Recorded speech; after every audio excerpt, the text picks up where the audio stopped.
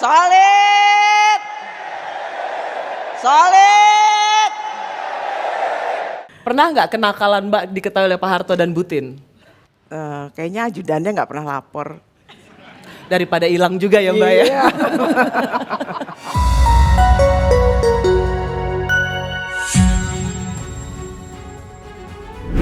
Siti Hediati Haryadi atau Titik Soeharto dan Puan Maharani sama-sama bakal duduk di kursi DPR RI. Adapun yang membuat persaingan ini menarik adalah karena Titik Soeharto digadang-gadang akan menggantikan posisi Puan Maharani sebagai Ketua DPR RI periode selanjutnya. Alhasil, tak sedikit pula yang penasaran dengan jejak karir kedua anak mantan Presiden Republik Indonesia ini. Kalau dibandingkan, kira-kira siapa ya yang lebih unggul? Jadi tanpa berlama-lama lagi, berikut adalah perbandingan Titik Soeharto versus Puan Maharani.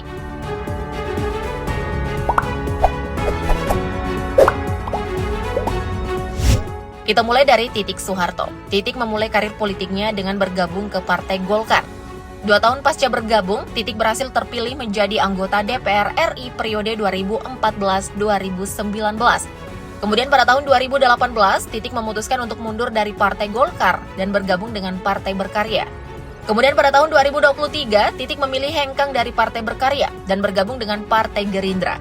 Lalu pada pemilu 2024, Titik kembali mencalonkan diri sebagai anggota DPR RI.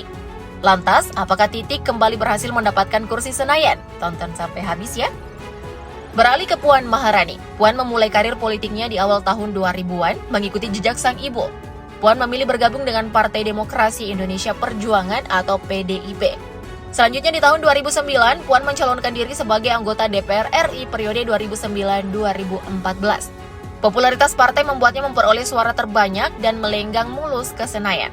Kemudian pada pemilu 2014, Puan kembali terpilih menjadi anggota DPR RI. Namun ia harus mundur karena diangkat menjadi Menteri Koordinator Bidang Pembangunan Manusia dan Kebudayaan Indonesia pada Kabinet Kerja periode 2014-2019.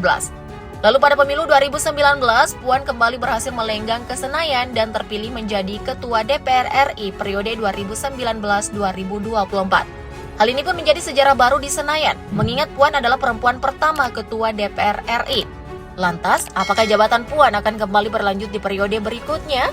Mengingat Puan kembali mencalonkan diri sebagai anggota DPR RI periode 2024-2029. Dan sepertinya hal tersebut bisa-bisa aja sih, mengingat partai yang ditunggangi Puan Maharani berada di puncak klasmen dengan perolehan suara terbanyak. Ditambah lagi, Puan adalah putri mahkota PDIP, alias putri dari Ketua Umum PDIP, Megawati Soekarno Putri.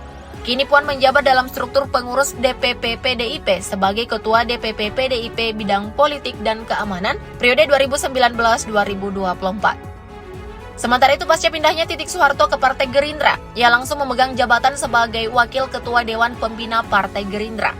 Kabarnya surat pengangkatan Titik sebagai Wakil Ketua Dewan Pembina ini sebetulnya sudah dikeluarkan sejak lama. Namun Titik baru diangkat secara resmi di forum Rakornas Gerindra pada Desember 2023 lalu. Menjadi petinggi Partai Gerindra dan digadang-gadang akan menggantikan posisi Puan. Gaya bicara Titik juga tak luput dari sorotan media. Dan jika dilihat dari beberapa video yang menampilkan Titik Soeharto saat diinterview atau berpidato, ia tampak menonjolkan kejujuran dan keterbukaan dalam gaya bicaranya. Gak cukup dengan hal tersebut, Titik juga selalu menegaskan keyakinannya tanpa menyembunyikan apapun, bahkan jika itu berarti berbeda dengan pandangan umum. Hal lain yang juga tak luput dari sorotan publik adalah kecakapan Titik menggunakan bahasa Inggris dalam memberi sambutan di forum internasional. Fellow parliamentarians, ladies and gentlemen, the role of parliamentarians as elected official is to defend democracy. Yet, aura calon ketua DPR RI makin terpancar nih. Nah, sementara itu gaya berbicara Puan Maharani tampaknya agak berbeda dengan Titik. Sosok Puan sendiri lebih menonjolkan gaya berbicara yang sederhana, langsung dan tegas. Sesekali Puan juga terlihat heroik untuk tema-tema tertentu yang mengharuskannya berapi-api. Solid! Solid! Tidak hanya itu, sosok Puan juga tak luput dari sorotan media saat dirinya berpidato di forum internasional dengan menggunakan bahasa Inggris. We have seen proliferation of fake news, rising tension, and polarization in this Bukannya mendapat pujian, Puan justru mendapat hujatan dari netizen. Tapi ya, apapun hujatan tersebut, kayaknya nggak mengganggu kredibilitas Puan juga sih sebagai anggota DPR RI. Terlepas dari itu, netizen juga dibuat penasaran dengan harta kekayaan dari Ketua DPR RI periode 2019-2024 ini. Nah, melansir dari laman LHKPN KPK, harta kekayaan Puan Maharani mencapai 529.827.073.495 rupiah. Nominal tersebut terdiri dari tanah dan bangunan senilai 197.919.732.100 rupiah, alat transportasi dan mesin senilai 1.530 juta rupiah, harta bergerak lainnya senilai 5 miliar rupiah, surat berharga senilai 235.998.518.139 rupiah, kas dan satarakas senilai 89.378.823.256 rupiah, serta hutang senilai 34.022.183.108 rupiah. Jadi harta kekayaan bersih seorang Puan Maharani mencapai 495.004.890.387 rupiah. Nominal harta kekayaan Puan tersebut tampaknya masih kalah mentereng dari Titik Soeharto. Berdasarkan data LHKPN KPK, total harta yang dimiliki Titik mencapai 592.580.441.888 rupiah. Nominal tersebut terdiri dari tanah dan bangunan senilai 423.493.396.200 rupiah, alat transportasi dan mesin senilai 100 juta rupiah, harta bergerak lainnya senilai 20 juta rupiah, surat berharga senilai 45.451.100.183 rupiah, kas dan satarakas senilai 103.116.043.815 rupiah.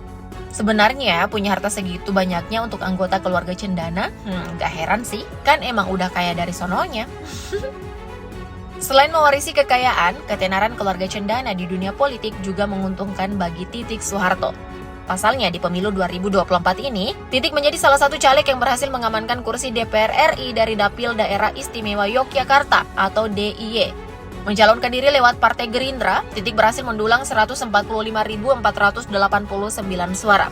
Raihan tersebut menempatkan Titik sebagai caleg Gerindra dengan perolehan suara terbanyak, sekaligus satu-satunya yang lolos dari Partai Gerindra di Dapil DIY. Di dapil yang berbeda, Puan Maharani juga berhasil menjadi anggota DPR RI dari Dapil Jawa Tengah 5. Mencalonkan diri lewat PDIP, Puan berhasil mengumpulkan 297.366 suara. Raihan tersebut menempatkan Puan sebagai caleg dengan perolehan suara terbanyak di Dapil Jawa Tengah 5. Dilihat dari perolehan suaranya, Puan masih unggul jauh sih dibandingkan Titik. Tapi wajar sih, soalnya kan Puan mencalonkan diri di daerah kekuasaannya PDIP.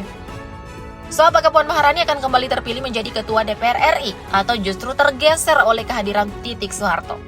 Menurut kalian gimana nih? Komen di bawah ya. Thank you, update lovers.